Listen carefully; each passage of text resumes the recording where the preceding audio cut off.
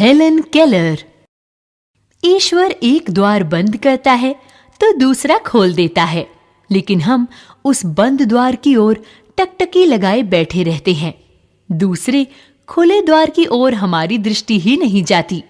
ये कथन विलक्षण प्रतिभा से संपन्न हेलेन केलर का है, जिसने ये सिद्ध कर दिया कि शारीरिक अपंगता उन्नति और विकास में बाधक नहीं है, बल्कि अकर्मण्यता और निराशा उन्नति के मार्ग में बाधक है।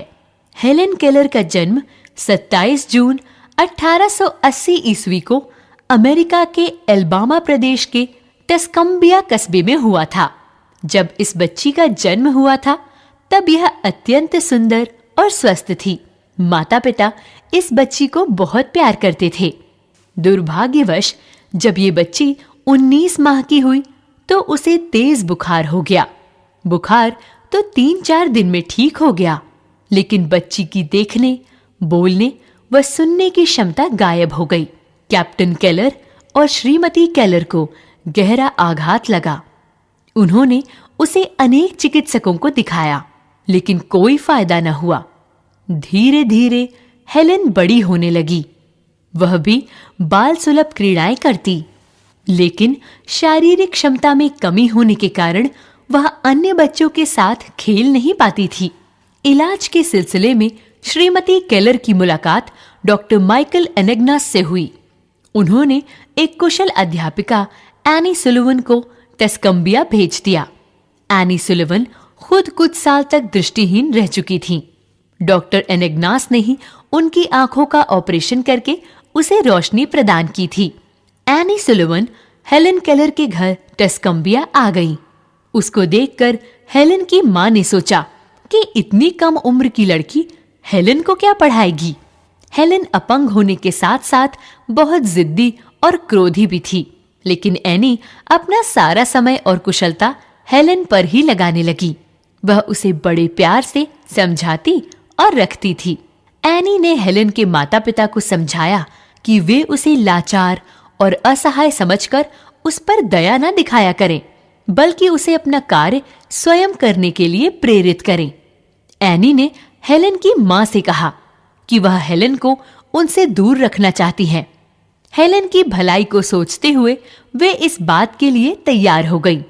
एनी हेलेन को लेकर परिवार से दूर एक बगीचे में बने घर में रहने लगी। वह हेलेन का बहुत ध्यान रखती थी, हमेशा उसका उत्साहवर्धन करती थी। वह हमेशा उसको यही समझाती कि मनुष्य जो प्राप्त करना चाहता है उसके लिए आवश्यक है कि वह सही ढंग से परिश्रम करे। अध्यापिका हेलेन से कहती, ज्ञान प्राप्ति का एक क्षण आता है जिसकी हमें प्रतीक्षा करनी चाहिए। थोड़े ही दिनों में हेलेन के स्वभाव में परिवर्तन आने लगा। उसका हठ और क्रोध दूर होने लगा। अब वह नम्र और हंसमुख हो गई। उसके अंदर सीखने की और काम करने की लगन पैदा होती चली गई। एक दिन की बात है, वह बगीचे में घूम रही थी। तब उसने पानी को वाटर कहा। इसी क्षण उसका वर्षों का गूंगापन मिट गया। यह एनी सुलिवन के अथक परिश्रम और हेलेन की प्रबल चेष्टा का ही परिणाम था। 12 वर्ष की अवस्था तक उसे अच्छी तरह बोलना आ गया। हेलेन ने अंग्रेजी, लैटिन, ग्रीक, फ्रेंच और जर्मन भाषाएं भी सीखीं।